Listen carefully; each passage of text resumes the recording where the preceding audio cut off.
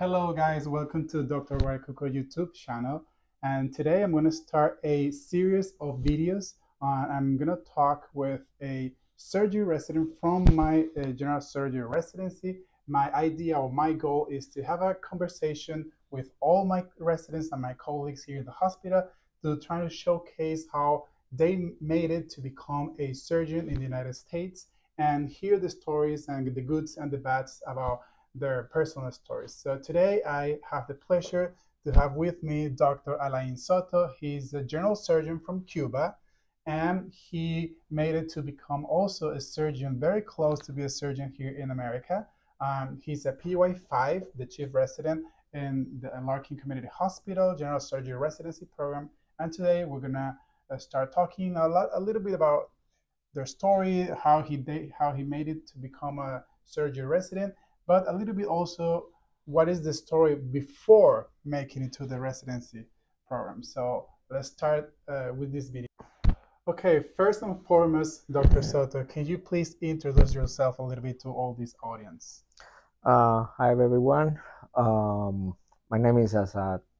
Guaracuco says, my name is Alain Soto Lopez. Yes, I am a surgeon from Cuba. I came to United States in 2006. It's a bit of a while, and little by little, I start working in everything. I can tell to everybody that I work in carpentries, I work in restaurants, I wash dishes, and little by little was able to get into the health system in the United States. My story, I think, is every person that arrived to this country has a. I always says that a person that arrived to this country has a book to write, because if it's a long story, it's a story full of all obstacles that it's up to you. You have to make the choice to decide to jump and cross all those obstacles, or you just stay and survive them. It's a matter of choice. I little by little for years I was able to get into the health system. I believe that as an international medical graduate, the first thing that you have to do in the United States, if you are planning to get back to what you used to do before practicing medicine, you have to get, no matter what, into the medical business, in the health business in the United States. So it took me a while, but I was able to get into the as a phlebotomist. I started working as a phlebotomist for years, and then I was trying to get close to what I used to do before, surgery. So I get into hospitals as a surgical assistant, and I was working on that for a while. There, I could find a lot of people that they will help. They help me a lot. There are some others that they will work in detrimental to you because they don't help you too much. But you will find out in everywhere you go, you will find out people that will be encouraging you to continue. There will people that will be telling you that it doesn't worth it. But it's up to you. It's a choice that you have to make. So for how long were you working in a non-hospital or healthcare related work? I was it was around 2 years, but I started approaching myself, trying to get in contact with the health business in the United States. The first thing that I did was getting a CV immediately, a CV that it was at the level of the requirements here in the United States.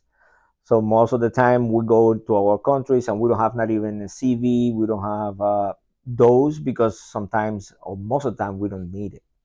But here in the United States, it's very important for you to get a CV as soon as you have a chance, because that will be your first representation wherever you go. Yeah, that will be your face. absolutely.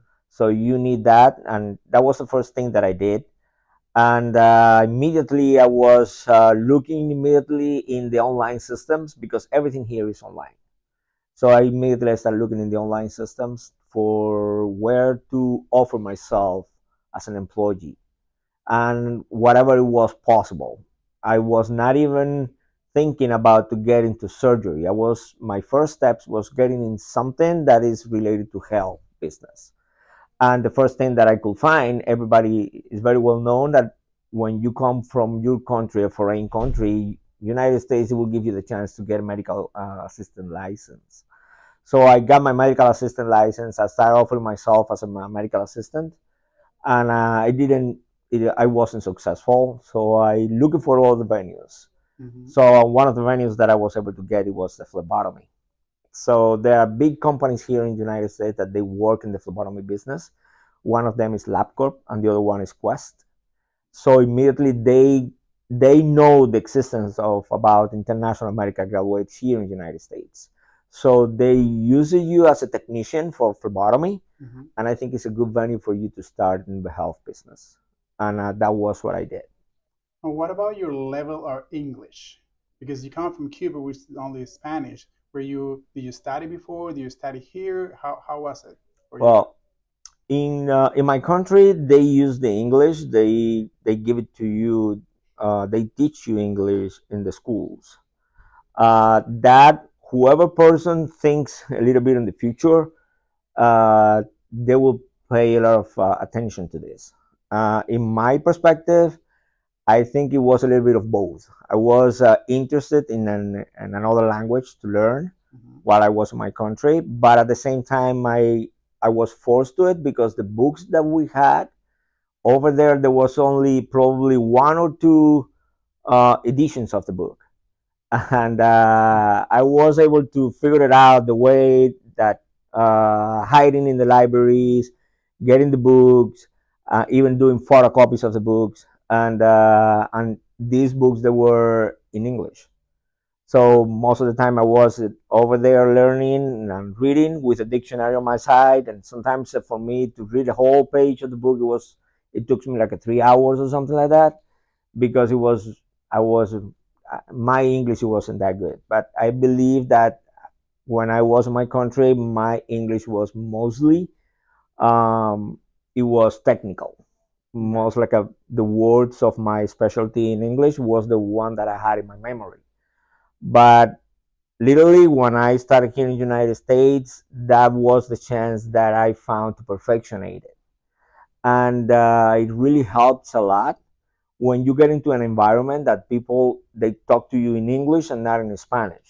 Absolutely. It's hard. It's very hard because everybody here in Miami, they speak Spanish. There are some people that they said a joke about Miami, is that they said that it's so close to the United States that you can go even driving Miami. So, but this is a real thing, that if you don't get close to people that they talk to you in English, you're not gonna be able to get it. The other thing is like you have to some way somehow put it in your mind Mm-hmm. that you have to learn in English. So you have to approach yourself to the language as much as you can. Absolutely. So one of the things that the people that were recommending me is like forget about Spanish, TV in English, put subtitles on it, listen music in English, everything. Even looking at the Radio. mirror, Yeah. looking at yourself on the mirror, and whatever you have to say every day, like a good morning, how are you, everything, practice in front of the mirror, because that will help you a lot. Absolutely. That's a great tip. I think a lot of our doctors and physicians is coming from Latin America. Uh, they're struggling a lot with this with English, learning, and I think this is very important to try to involve yourself in an environment that is English speaking only, so you can learn faster. So you started working, as a phlebotomist, then as a surgical assistant. So how long took you working in that environment to decide, yes, I'm going to go for the USMLE, I'm going to go for the match, I'm going to start redoing my surgery residency? I always came to this country with the perspective of get back to medical medicine practicing. Mm-hmm. I never arrived to this country with the idea like I would do something else. This is something that you have to have very clear in your mind. If you are not determined to do this, you're not going to do it. This is a country that is not friendly. It has a lot of chances for you. It has a lot of opportunities to you, Mm-hmm. but you have to be determined to do it. if you're not determined to do that, I can guarantee you that you're not gonna get it. I when if when I started working as a phlebotomist, I never thought that I would stay in that position. I said this is just a step, and you have to keep going. So even if I was working as a phlebotomist every single day over there, I was thinking like how to get through the next step, how to climb the next step. And I was continue perfectioning the CV. This is very important. As soon as you get into, as soon as I got in the phlebotomist position, I added that to my CV, and I continue pushing, looking online websites that they were offering you. There are websites that like a career.com. There were other websites. I was looking for companies like big monopoly companies that they were hiring people. I was looking all the requirements, so I was looking for that. So it was like not exactly a time because I was all the time looking for how to climb the next step. Mm-hmm. But I can tell you that I was working in LabCorp as a phlebotomist almost for, I can say, almost 2 or 3 years. Okay. But I was a full time over there, but at the same time I started looking for it until I get hired as a surgical assistant. So there was a moment that I had 3 jobs. There was a moment that I was working in 2 jobs as a phlebotomist, and I started as a surgical assistant until I was able to get the amount of hours that I needed to pay my bills and to get back to your tracks to studying. Mm-hmm. I was able to continue with the 3 jobs, and then I was looking for the perspective of leaving one on the side, quit one, and continue. But it was around 2 3 years to start like a completely working as a surgical assistant and living on the side the phlebotomist job. Okay. The surgical assistant, because I always recommend, especially those who has a surgical background. Those are general surgeons or OB-GYNs, orthopedics, neurosurgeons, so many the surgical specialties. I always recommend them to, if you're not sure about where to start here in the US when you come, being a surgical first assist is a great option because it's not only you're in the hospital, in the OR, trying to, kind of doing what you used to do before, but it's also have a good payment. Like it's a good level of, it's a good lifestyle, and a lot of people get comfortable in that position, and they just because they get comfortable with the money, they stop there and they continue to work as a first assist, and they don't see that they can, try to step up and go for it for the residence. What make you do that step up? What make you, decide, yes, I'm going for the residency, and I think I'm going to start studying? And how difficult was to do that switch from first assist to studying for the match? I remember a surgeon.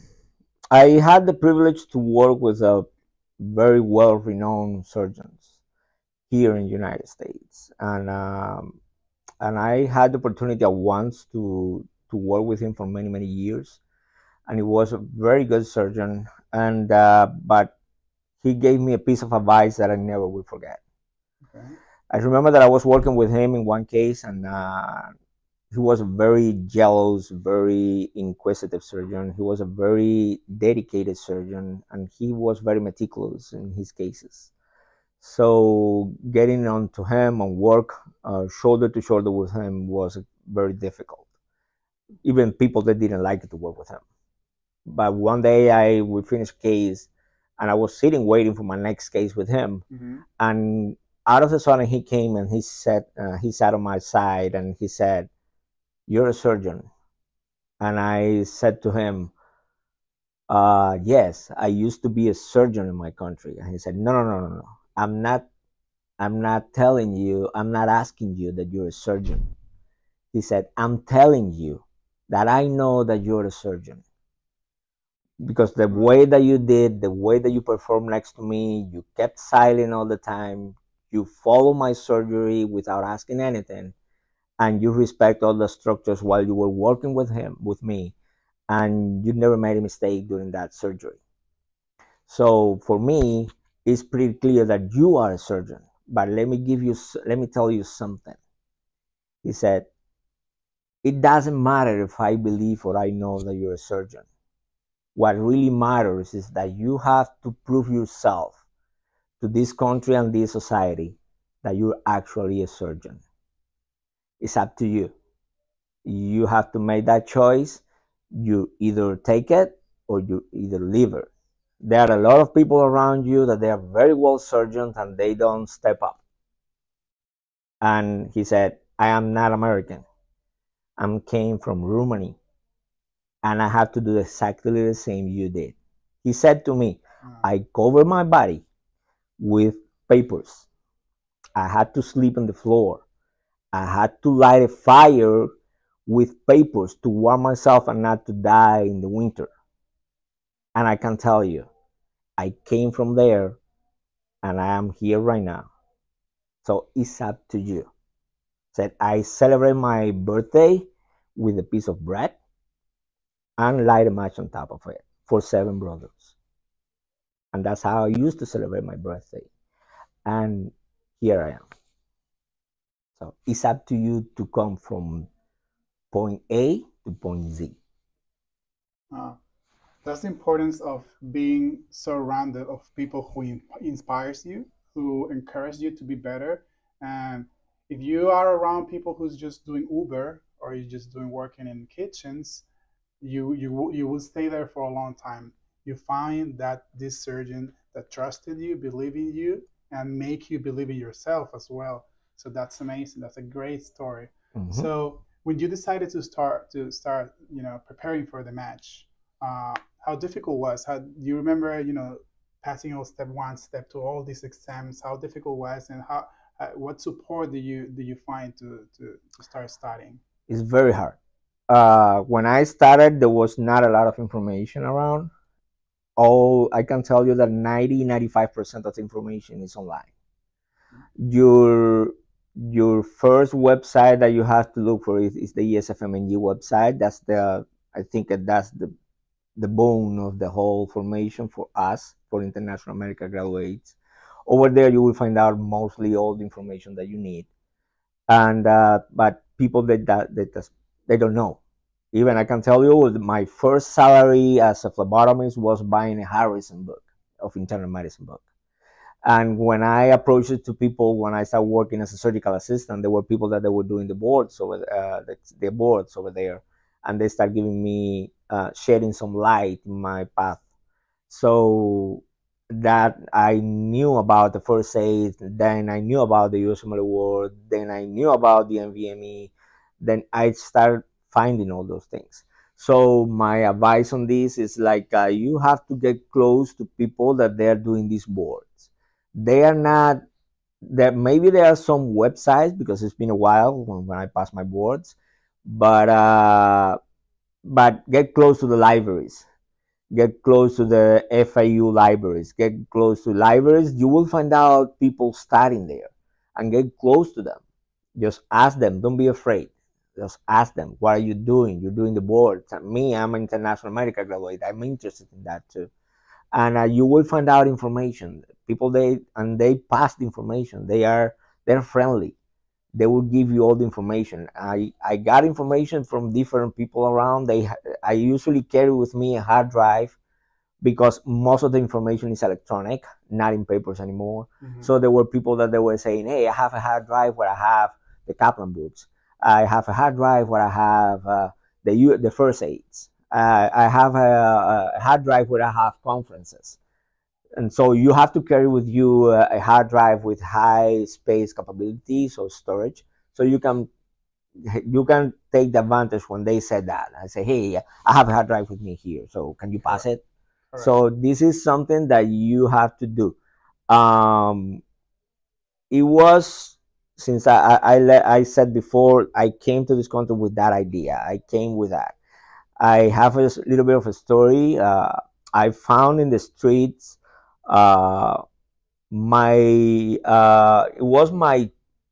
was the head of a general surgery service in my hospital, and we coincided in a Best Buy store. Mm-hmm. He found me and he called me, and it was a surprise because I didn't know that he was here in the United States.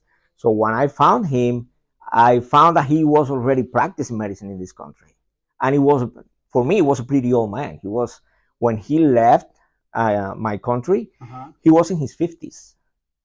Wow. So when I found him here, and I said, "What are you doing?" He said, "I'm practicing medicine. I'm in internal medicine." And I said, "How the hell you did that? You're an old man." And he said, "Yes, I'm old man, but I'm old." He said, I'm a dog with a bone in in my mouth." He said, the expression, it was pretty clear to me that he was pretty well focused on that. And he was a man that he came here to the United States with his wife, with two kids, and with grandsons. Wow. And he was doing the same. He worked as a surgical house physician, and he was studying every day. He did internal medicine in Harlem, in the middle of the war zone, where people knows in movies and everything. He did internal medicine over there.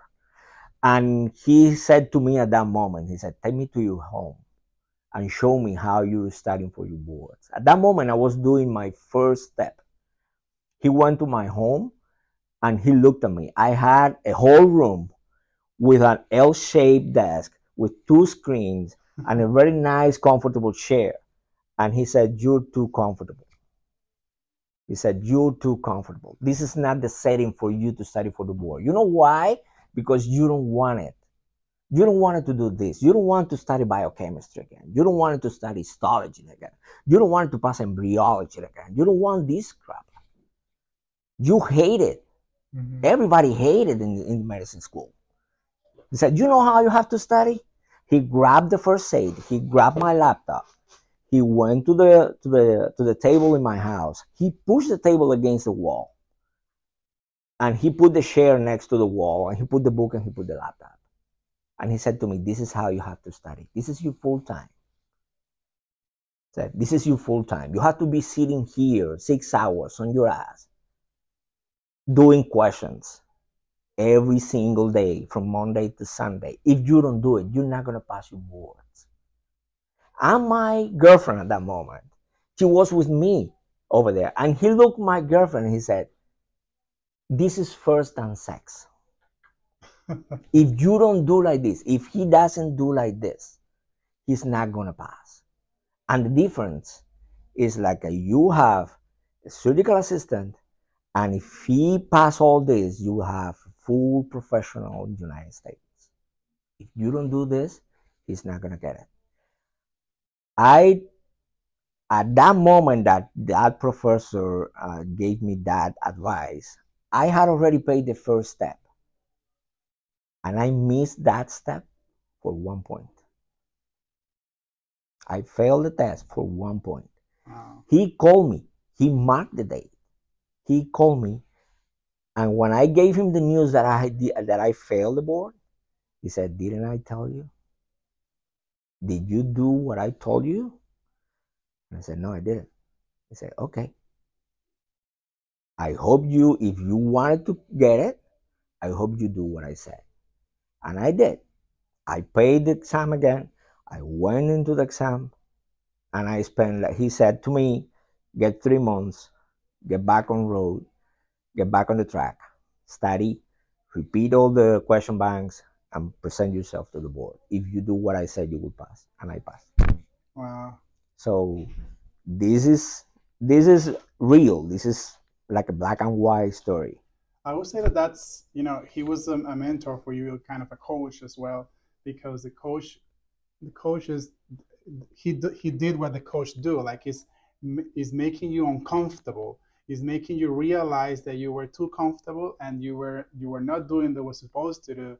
And when he check you, you like kind of woke up and then, okay, I'm gonna do it, and you did it and you passed it because you follow the coach's advices. So this is one of the advices that I always make to the IMGs, is try to find a tutor, a mentor, a coach, somebody that help you throughout your journey, because it's very important. Don't do it by yourself. We believe that we know everything, and we don't. And that you become some like selfless. You believe that you are the best and you're gonna do it, and then you're gonna fail quickly. And you need help. You need a community. The same that you said about go to a library. Now it's even easier. You have everything online. You have communities online. You have, for example, Project IMG Latin America. You have Stethoscope. You have so many organizations and groups that you can reach in WhatsApp. You can meet in Zoom. You can a lot of things, and you can go to a library as he says. So there's so many options for you to create your own community, start studying together. It's much easier when you create a community to keep going all together with the same goal, which is become a physician in the U.S. So when you pass your first step, okay, as after a fail, what about the other steps? The other steps is like a once you feel yourself in that route is like a when you spend so much time doing 6 hours studying every day, it's like a, you feel the urge to do it. It's like a, your body already got accustomed to it, and that will push you to the next step. Once you start getting online and getting all the information, then you have everything on track. So it's very easy once you do the first to jump to the second Of course. because you already have that urge. You already have that like a memory of how to do it. Once you pass the first, the second is going to be some way somehow easier. They said and they describes in the books that the first step is like finding the zebras in between the horses because it's the basics and it's the hard questions. It's the questions that they are tricky. Now when you get to the second step, it's the questions that they have patient's information embedded, things that we are more accustomed to. So for us, it's even easier in that way because we already practice medicine. And once we pass the first, which is the hardest one, the second one is relatively easier for you. So you feel more comfortable and you feel more like stimulated to do it. Correct. You already have like a rhythm. You already know how to study, how many hours, how many questions you're able to do in a day. You already have a schedule. Correct. You already know how to do like a study plan. So, what other things do you think help you to when you apply? What do you think help you to get interviews? Maybe networking, people who recommended you. What do you think about that? The most important thing is networking. Try to figure it out, trying to find people that know you. There are a lot of people out there that you not even think that you know them and they are out there. I found a lot of people that they were in programs that they knew me from my country or they knew somebody else's that knew me from my country. So try to get networking, trying to get close to the programs. If you are focused on family medicine, try to get close to people that they were family medicine in your country. They are here. Try to find it. Go to the medias, go to the Facebook, go to the Instagram, go to the all those. You will find out a lot of people from your schools that they are already here in the United States, and they Right. can give you feedback. They can show you the way. I think that's the best option. The real truth about it is that I know that nobody, probably a few people that say it, but I don't really care if they don't say it or not. All the medicine schools in this country, they are linked to the hospital, they are linked to the programs. So easy the IMGs in this country, you're getting some way somehow the leftovers. Hmm. So what you're getting, you're trying to get yourself in a system that is very well connected, that is working perfectly. So your way is to get in those is hard. The best way for you is to get networking and get into those. That's the best chance for you to get in those. Networking is the word, and if you got good scores in your exams, if you got good results in your exams, that will help you a little bit. But networking is the best chance for you. Do observerships. Try to do observerships. Do internships. I had to do an internship in Puerto Rico, so I looking for residency, looking for spots. Show yourself what you're capable to do. It's not like you show a diploma. It's not like you coming to my place or you coming to a surgery center. You coming to a hospital and say, "Here I am. I have a PhD in biology. Here I am. I'm a cardiothoracic surgeon. Here I am. I do transplant surgery. Here I am. I did a huge tumor in my country." Those are words. People won't believe you or they won't be trusting in you until you show them who you are. So that's the chance. You have to look for that opportunity, and most likely that opportunity is going to be only once. So you have to be hunting for that. But networking is your chance. That's the best chance. And offer yourself observerships, offer yourself for internships, offer yourself even voluntarily. I know it's hard because you have to work, you have to take food to your tables, you have to pay the roof for your family, but you have to figure it out. There is always a way.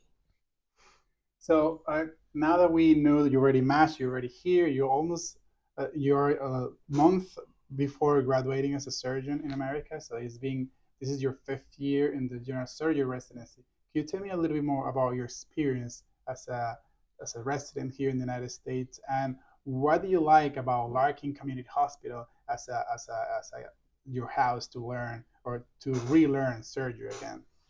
Um, Being in the residency again, is residency is hard, no matter where you do it. Even in your country, even in Alaska, even in Australia, residency is a very hard path. You have to forget about yourself. You have to forget about your life for all the years of residency, because you don't belong to yourself. You have to belong to a residency. You belong to a hospital, and you have to dedicate all your strength. This is number one priority, and the rest you have to put it on the side. You cannot think in anything else during your residency, because it will occupy 90% of your time. So Larkin Community Hospital, it was like, I will say, the piece of a wood in the middle of the ocean when you're about to drown yourself. Uh, for many international American graduates, Larkin Community Hospital have offered for years the only chance that many institutions deny here in the United States. I will say that. And I can tell you this because I even, out of the record, I interview myself with program directors of other institutions, other hospitals. And out of the record, they have told me international American graduates, they are good acquisitions, but there are some other times is they become bad acquisitions. So some way, somehow, we have like a 50-50 chances of opportunities. Why? Because some way, somehow, they feel afraid of us. There is afraid to us over there. The first thing that they said to international American graduate is in an interview is, what am I going to teach you? You're already formed, you're already surgeon, you already create your experience, you're already formed already. I don't have anything to teach you. So you have to show them that you're willing to learn their ways. If you're not willing to learn their ways and you're there to try to impose your ways, you're done. So you have to show them that you are like a sponge. That's my phrase when I used to be in interviews. I said, I am like a sponge. Everything that is related to knowledge, new manners, new techniques, new technology, innovations, I'm ready to acquire. I was saying, I said, even if I have to change Pampers, I have to put IVs, I have to bath patients, I have to change Foley's. I don't care. I'm ready here to learn. Forget about my past. My past is something that really, yeah, I keep it in my memory, but I know that what I learned in the past is not the bread and butter, is not the most updated stuff. So I know that here as a country, this is the most updated country in the world. So I have to learn from you guys. So what you have here in front of you is a sponge, something that is ready to absorb whatever you give it to me. You have to show them that capability, because the first that will tell you is like they don't have anything to teach you, and they are afraid that you're not going to be following the directions of a senior junior that is probably 10 years younger than you. Yeah. That it could be your son in that way. It's completely true. One of my interviews in Kansas City, the doctor, he was the director of robotic surgery, and he told me, you have my same age and my same experience. What I'm gonna teach you, like, why are you doing this again? It was, they are doubtful, and I think that's one of the best, especially for those that are already trained, coming from their countries already trained, like our cases. Um, Maybe that's not going to happen with those that are just coming like a newly graduated from another from our countries. It will be different, but for those that we already have experience, it's a little bit more challenging in that way. So now that you are a few months away from that big title of surgeon, what have you learned in this residency in these years? What are pieces of advices will you tell to those futures aspiring surgeons, especially IMGs? And what would you tell them, especially those that we are about to start a new match season in the next coming months? It's gonna start people, applying for the match this year. So what would you tell them? What would you advise, and maybe three tips that you can share with them? And with that, we can wrap up our conversation and end with the good advices. I think that the best piece of advice once you get into a program and you are an international medical graduate is being humble. You have to be humble. You have to, in a very regular speaking, you have to play a low profile. So be humble. Always, you have to accept that you are a person in training. So you cannot have in the middle of a conversation, you cannot have in the middle of a conference, you cannot have the last word. You cannot be the most updated person in the room. Why? Because even if you are, even if you have that knowledge, if you start jumping in your first year or in your match as this kind of person and you're not showing humbleness, you're probably gonna be walking with the left foot. So be humble. That's the most important piece of advice. Just accept to be guided, accept to be teach. So you have to try to learn, even if it is a little piece of learning. You have to learn. You have to learn everything that it gives to you. This country have a lot of documentation based on administrative, based on legal uh, stuff that you have to learn a lot. And if you don't learn it, if you are not able to get it for your own knowledge, you are going to be having a lot of trouble along your residency. So I believe that the best piece of advice for an international medical graduate in this country is to be humble. Correct, Dr. Soto. I think that's a great advice. Being humble, I think, is, showing yourself as an authentic person, also shows respect for the people who is training you. I think that's a great advice. Thank you very much to being here with us, answering all these questions, sharing your knowledge. Congratulations for all you have done in these almost 5 years of residency. It's truthfully inspiring, and I think it's gonna help a lot of people as well. For those who are watching this video, thank you so much. Please give like, comment, and subscribe in the YouTube channel. And if you have any question, we're here to help, and we're gonna answer maybe with the next guest. Okay, bye bye, and thank you very much.